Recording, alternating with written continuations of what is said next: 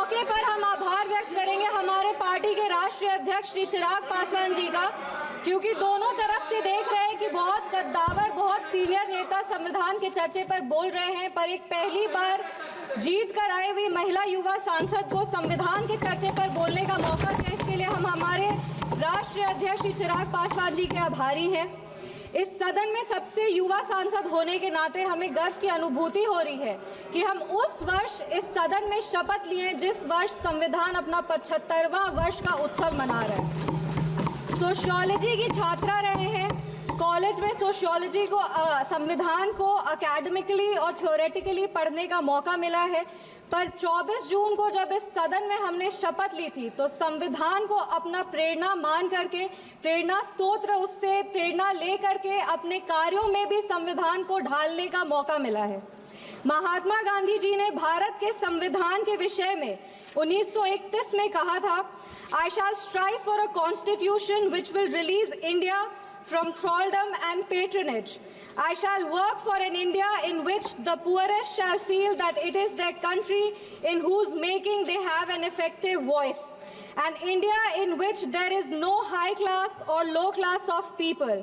An India in which all communities shall live in perfect harmony. This is the India of my dreams for which I shall struggle. इस सदन में जब हम शपथ लिए थे, संविधान की शपथ लिए थे और सत्य निष्ठा से प्रतिज्ञान किए थे कि भारत की प्रभुता और अखंडता को अक्षुण्ण रखेंगे और कर्तव्यों का श्रद्धा पूर्वक निर्वहन करेंगे, पर हमारे विपक्ष के लोग हैं जो विदेशी तंत्रों से हाथ मिला करके बार बार भारत की प्रभुता और अखंडता पर चोट करते हैं।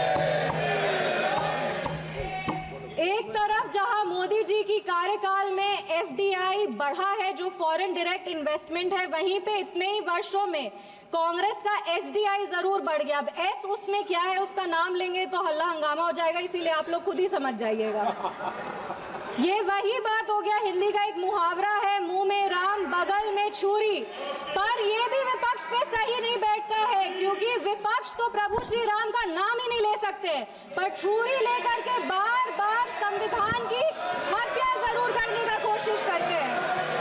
इसीलिए हम लोग कहते हैं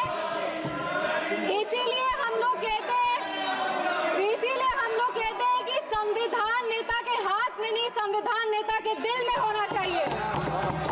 एक उदाहरण देते हैं, 2008 में इसी सदन में ट्रस्ट वोट के लिए कैश फॉर वोट स्कैम किया गया था और लोकतंत्र का गला घोटने का कोशिश किया गया था। आपातकाल इमरजेंसी में जिस तरह से संविधान का चीरहरण हुआ था वो हम सब ने देखा था, और हम तो बिहार की बेटी हैं।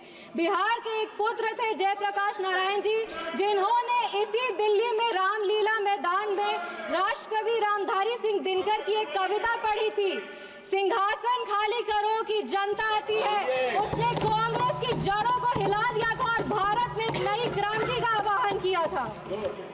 आज जब हम संविधान के 75वें वर्ष का उत्सव मना रहे हैं तो हम नमन करते हैं संविधान के निर्माता डॉक्टर बाबा साहब भीमराव अंबेडकर जी का, जिन्होंने अपनी पूरे जीवन की सीख को इस संविधान के निर्माण में लगा दिया, लेकिन कांग्रेस ने उनका अपमान करने से वो कभी नहीं चूके। जिस संविधान सभा सेंट्रल हॉल में संविधान पे चर्चा हुई, संविधान लिखा गया, उस सेंट्रल हॉल में बाबा साहब की चित्र तक को इन्होंने लगने नहीं दिया। इनके कार्यकाल के 2 प्रधानमंत्री ने खुद भारत रत्न लिया सर मैम, लेकिन बाबा साहब को भारत रत्न नहीं देने दिया। मैं नमन करती हूँ उन सभी संविधान सभा के सदस्यों का जिन्होंने 2 साल 11 महीने और 17 दिन में इस संविधान को आकार दिया। बिहार के इस देश के पहले राष्ट्रपति और संविधान सभा के अध्यक्ष डॉक्टर राजेंद्र प्रसाद जी का और संविधान सभा के सबसे पहले अध्यक्ष सच्चिदानंद सिन्हा जी का, जिन्होंने मिलकर के इस संविधान के निर्माण में अपनी पूरी जीवन लगा दी। संविधान, विपक्ष को कहना चाहेंगे, संविधान सिर्फ आर्टिकल्स और प्रिंसिपल्स नहीं है, ये एक ग्रंथ है, ये आम आदमी का भरोसा है, ये आम आदमी की आस है, ये इस देश के नागरिक को वो महसूस कराता है कि वो स्वतंत्र है, सशक्त है और सुरक्षित भी है। इस संविधान की ताकत ही है कि आज इस 25 साल की युवा महिला सांसद इस सदन में महिलाओं की आवाज बनी है। ये संविधान की ताकत है कि इस देश के सबसे उच्च पद पर एक आदिवासी समुदाय की महिला विराजमान है। ये संविधान की ताकत है कि हमारे प्रधानमंत्री एक गरीब परिवार के सदस्य हैं और इस संविधान की ही ताकत है कि जननायक कर्पूरी ठाकुर जैसे व्यक्ति जो एक पिछड़े वर्ग से आते थे वो बिहार प्रदेश जैसे राज्य के मुख्यमंत्री बने। पर अब जब बिहार की बात कर रहे हैं तो हम जरूर इस सदन के संज्ञान में लाएंगे कि विपक्ष दल का एक शासन आया था जब बिहार में जंगल राज आ गया था। उस जंगल राज में हर वो कार्य हुआ, उस जंगल राज में हर वो कार्य हुआ जो संविधान का उल्लंघन था, संविधान के निर्माताओं के विचारों का उल्लंघन था। बिहार उस समय दंगों और अपहरण का गढ़ बन गया था। हम आभार व्यक्त करेंगे हमारे यशस्वी प्रधानमंत्री श्री नरेंद्र मोदी जी का, हमारे माननीय मुख्यमंत्री श्री नीतीश कुमार जी का और हमारे पार्टी के राष्ट्रीय अध्यक्ष श्री चिराग पासवान जी का, जिनके अथक प्रयासों की वजह से आज संविधान के उसूल बिहार में कायम है। विपक्ष के साथियों ने अपने भाषण में हमें आरक्षण विरोधी कहा, संविधान विरोधी कहा, हमें देश विरोधी कहा, लेकिन इन्हीं के 3 प्रधानमंत्रियों का जो वाक्य है वो इस सदन में हम पेश करना चाहेंगे। सबसे पहले जवाहरलाल नेहरू जी ने 1961 में लिखा था, I do not like reservation in any form, especially reservation in jobs. I am against any such step that promotes inefficiency and takes us towards mediocrity.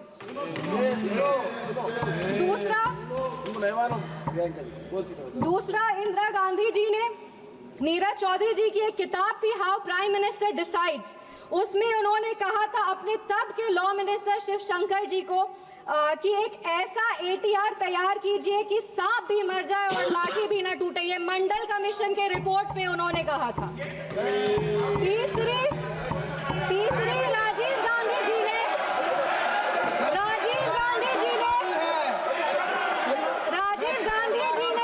एक इंटरव्यू में आलोक मेहता को कहा था मार्च 1985 में, नो प्रमोशन ऑफ।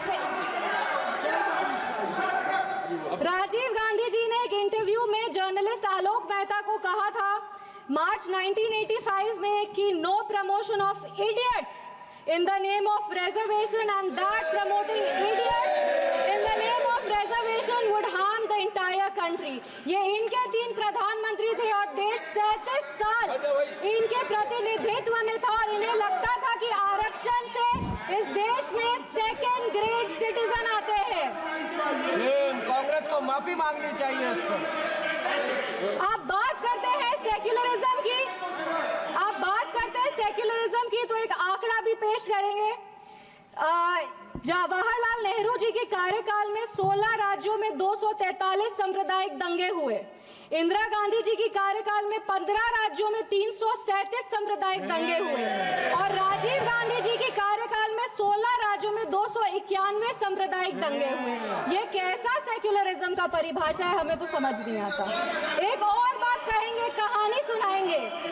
1984 में जब Sikh riot हो रहा था, 1984 में जब सिख रायट हो रहा था तो एक सिख समुदाय के व्यक्ति एक दलित नेता के घर में रक्षा पाने के लिए गए थे, एक पनाह मांगने गए थे। उस दलित नेता के घर को जला दिया गया था। वो दलित नेता कोई और नहीं, हमारे पार्टी के संस्थापक श्रद्धेय रामविलास पासवान जी थे, जिनके घर को 1984 में जला दिया गया था।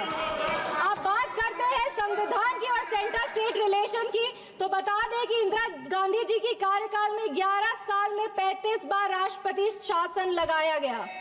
एक महिला, एक युवा और एक दलित सांसद होने के नाते हमें गर्व होता है कि हमारी सरकार एक ऐसी सरकार है जिसने संविधान के उसूल को अटल रखा है। हमारी सरकार ने संविधान को मजबूत करने का काम किया है। एक सेकेंड 2 मिनट बस खत्म करें। पिछड़े आयोग को संवैधानिक दर्जा हमारी सरकार ने दिया। पिछड़े वर्ग से आर्थिक रूप से कमजोर जो व्यक्ति आते हैं उनको आरक्षण हमारी सरकार ने दिया। इनके पास महिला प्रधानमंत्री थी, पर हमारे प्रधानमंत्री ने नारी शक्ति वंदन अधिनियम ला करके 33% आरक्षण दे करके महिलाओं के आवाज को अगर मजबूती किसी ने दी है तो वो श्री नरेंद्र मोदी जी। एक मिनट। पहली स्पीच पर अच्छा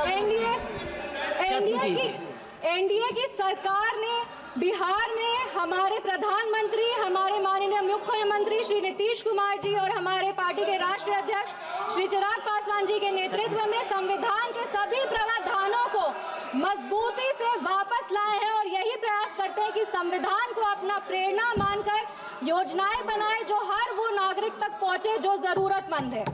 अंत में अपने वाणी को 4 पंक्ति पढ़ के बैठ जाओ दादा, 4 पंक्ति पढ़कर अपने वाणी को विराम देंगे।